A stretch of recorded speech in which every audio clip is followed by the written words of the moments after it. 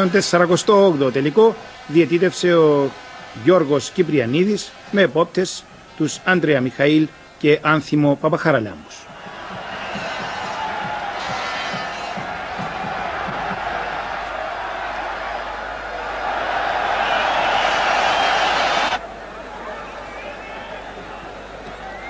Μπροστινή παλιά για τον Αδάμου.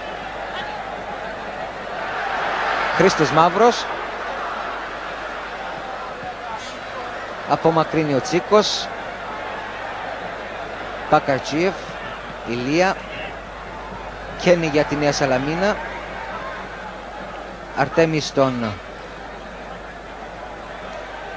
Πάμπη Ανδρέου. Ηλία. Το σούτ από τον Ηλία κατευθείαν στον Χαρίτη. Γιατρού.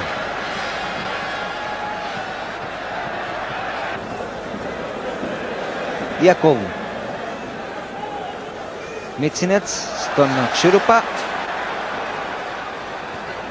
Το σούτ από τον Ξούρουπα, η πρώτη καλή ευκαιρία στο 27ο λεπτό του πρώτου χρόνου από το δυνατό σούτ του Ξούρουπα.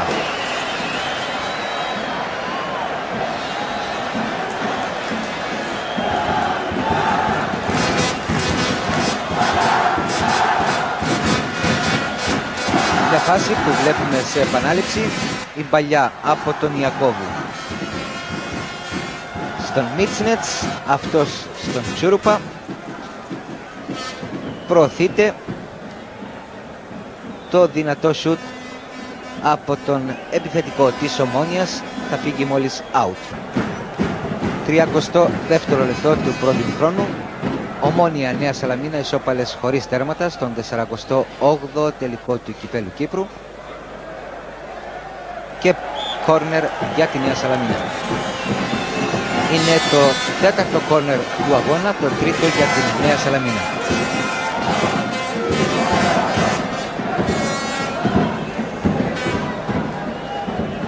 Ανδρέου. Κεφαλιά από τον Ηλία και είναι το 1-0 για τη Νέα Σαλαμίνα στο 32ο λεπτό του πρώτου ημιχρόνου. Η εκτέλεση του κόρνερ από τον Ανδρέου και ο Ηλίας με κεφαλιά πέτυχε το 1-0 στο 32ο λεπτό του πρώτου ημιχρόνου.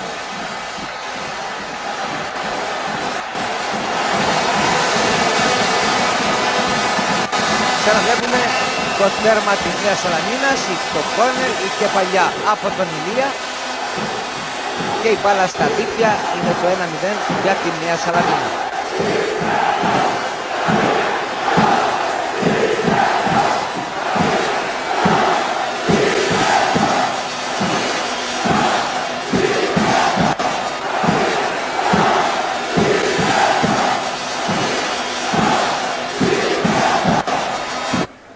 Πέτσας, Τσίκος,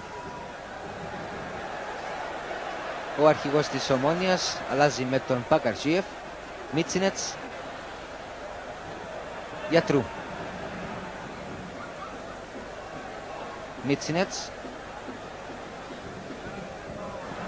ξεφεύγει ο Μίτσινετς, η σέντρα, η κεφαλιά και η ισοφάριση για την Ομόνια από τον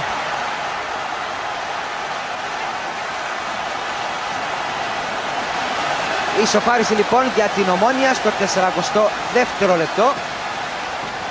Η Ομόνια καταφέρνει να ισοφαρίσει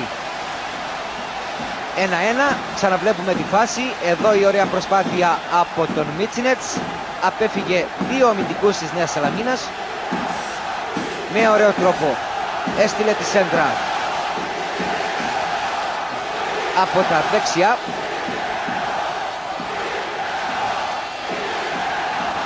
Η κεφαλιά από τον Τσίκο και η ισοφάριση 1-1 στο 42ο λεπτό.